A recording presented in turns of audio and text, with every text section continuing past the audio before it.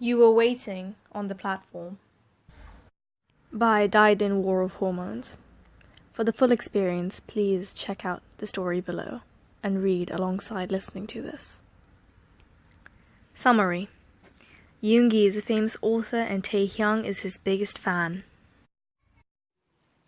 Yoongi pulls his jacket a little tighter against the sudden cold wind that is blowing down the platform and checks his watch again.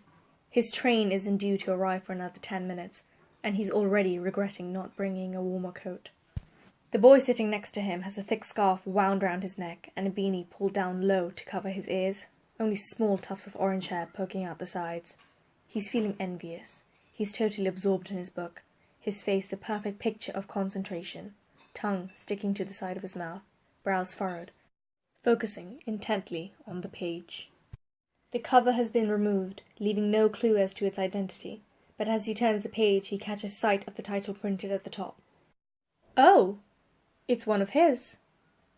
He looks away, always strangely uncomfortable with seeing people read his work.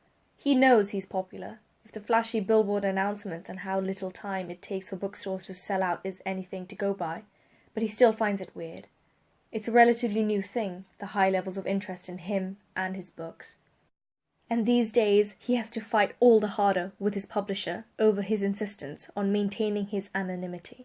He writes under an assumed name and rarely agrees to interviews. It drives his publisher crazy, but he's stubborn about it. After all, he neither needs nor wants publicity. That's not why he writes. Besides, this way he can catch a train to Daegu without being bombarded by strangers. He really isn't a people person. A few minutes later the train pulls into the station, a little ahead of time, and he immediately boards to find his seat, which will undoubtedly be much more comfortable than the bench on the platform. It steadily fills up, people struggling to find their seats, despite the clear numbering system, and fighting over baggage space. But to his delight, the window seat beside him is left empty. Or that is, it was until the boy from before sprinted into the carriage, boarding the train just before the door slid shut. He's bent over, one hand leaning on top of the seat for support and the other still clutching his book, panting heavily as he tries to catch his breath, cheeks flushed red. The train had already left the station by the time he straightens up and politely indicates that this is his seat, apologizing for disturbing him. Yoongi stands up to let him in, and by the time he sits back down, the kid already had his nose buried in his book again. He still finds it weird, but it's strangely fulfilling to see how engrossed he is.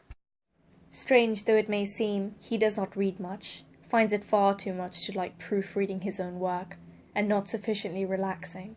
He prefers music, though definitely not the kind he writes to. Apparently he's working too hard, although he doesn't understand why his publisher is complaining. He's making him money, isn't he? That was the whole reason behind him being forced to take a holiday. Go see your family for a week or two, Jin insisted. Have some fun for once. Fun? Yeah, you know, the good old thing. Fun. I don't know, sleep for 2 weeks if you want. Just get out of here. Jin means well, but he can't imagine this will be all that relaxing.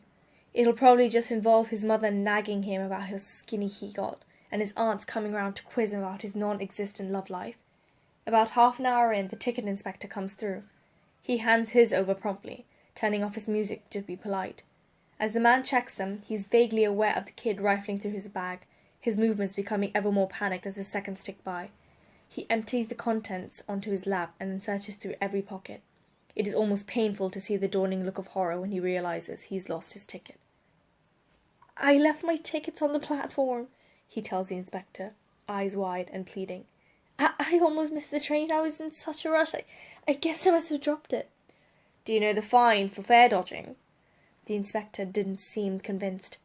He looked the kid up and down with an appraising frown, clearly disapproving of his ripped jeans, looking more worn than artful, and his numerous piercings. But I had them, he said mournfully. Wait! I booked them online, I'm sure. I have an email of the receipt. Let me just look. You are aware, sir, that I cannot legally accept receipts as proof of purchase? His judgmental attitude and pursed lips are really starting to piss Yoongi off. He had his tickets. I saw them, he lies. I was sitting next to him on the platform. He definitely had him, and he almost missed the train too. He has no idea if the kid really did have tickets, but the look of panic was real, and he didn't seem the type to fair dodge. Maybe he's biased. The kid is reading his book, after all, and is that a hint of a Daegu accent he can hit? Whatever.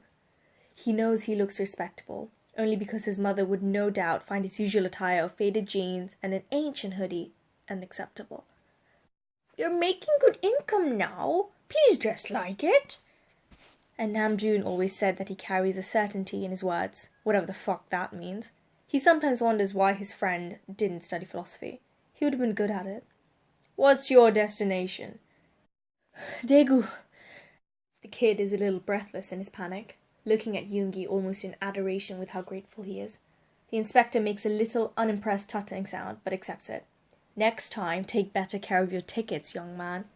He moves on, and the kid slumps into his seat with a relieved sigh, before hurriedly straightening up to give Yoongi an awkward bow. "Thank you so much, sir." "It's fine," he shrugs. It seems he can't help himself because he adds, "Must be a really good book, huh?" "What?" "Your book must be really good." He tries again. Could this be considered arrogant? Probably. "Since you're so distracted, you almost missed the train." "Oh, yeah." He laughs nervously, looking down at the book in his hands.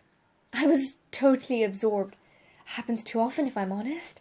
It's not like I'm reading it for the first time either. Probably like the 10th or something." It seems he babbles when he's embarrassed. "That's dedication," Yoongi remarks, slightly taken aback that anyone would read his books more than once, let alone 10 times. He doesn't hate them, but they weren't that good. "Have you read them?" he asks. "August D's works?" "Yeah." Technically he has. "I'm really excited about his new one. I was going to pre-order it, but then I had to buy some textbooks for college.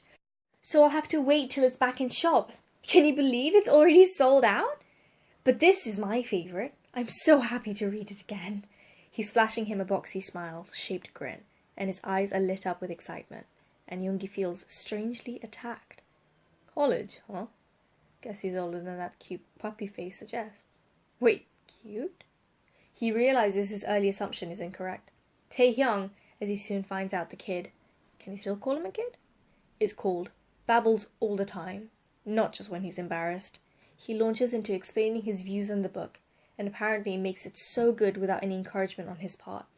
He requires only the occasional nod or hum of acknowledgement, and although many of his sentences end in questions, he doesn't seem to need an answer. Normally he hates listening to other people dissect his work and come up with theories about his choice of words, and use of character traits, and what he might have intended when he wrote it. Maybe he puts more thought into that kind of thing than he realizes. But all he knows is that he certainly didn't use ring composition as an ironic commentary on the symmetry of society.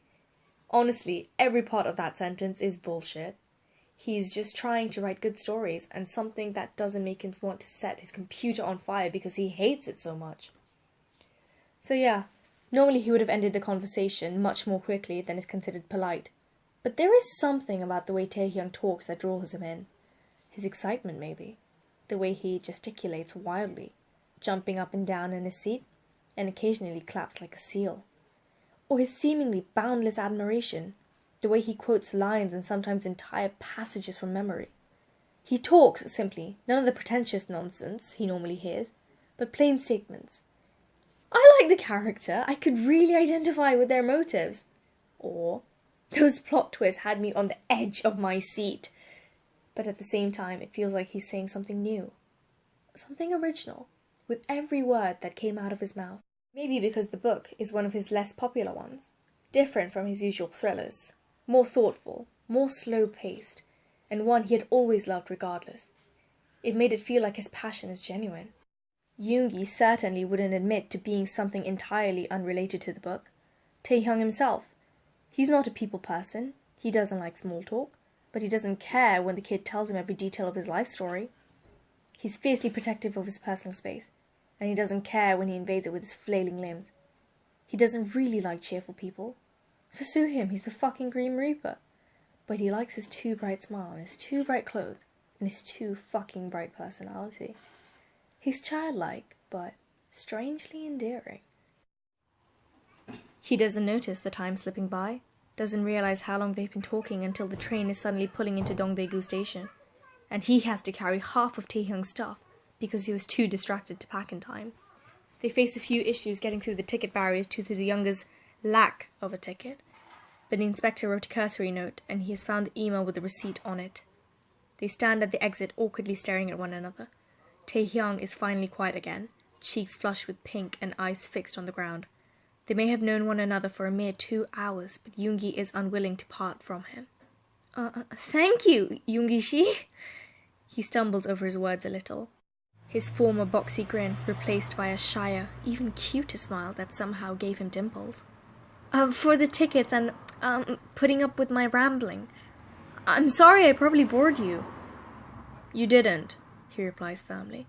It is something of a spur-of-the-moment decision that makes him add, Hey, close your eyes. Taehyung is confused, but complies, and he hurriedly reaches into his bag to draw out the copy of his latest book. He's supposed to be giving it to his mother, but he has others, and he can always make up some story about forgetting it. He signs it hurriedly, adding a message, and then after a moment's hesitation, adding his phone number at the bottom. Jin would be proud. Here, he says simply, placing the book in Taehyung's hands as he flags down a taxi so that he can make a swift exit. Jin would be less proud, but he doesn't have to know. What is this? No way! He gasps, cradling the book like it's a holy object. For me? For you, he confirms as the taxi draws level. I can't accept this. This is too generous. I barely know you. Taehyung tries to give it back, but he pushes the book against his chest. It's cool. I get my copies for free. Taehyung opens the door, slinging his bag onto the back seat and giving the driver his address. You're a publisher? He asks, confused. No. He ducks into the taxi. An author. He catches Taehyung's look of sudden realization just as he slams shut the door, watches with amusement the way his eyes blow wide and his mouth hangs open as he stands on the pavement, frozen in shock. Yoongi doesn't get to see the look on his face when he finally opens the front cover and reads the message, or hear the squeal of excitement and explanation. And oh my god, I have Augustine's number! But doesn't take long for him to find out. I must say that was a fabulous story to start off with. So yeah, subscribe if you want to listen to more of these. You never know, I may do something that's not so PG-13 next time. Narcissistic freak out. You were waiting.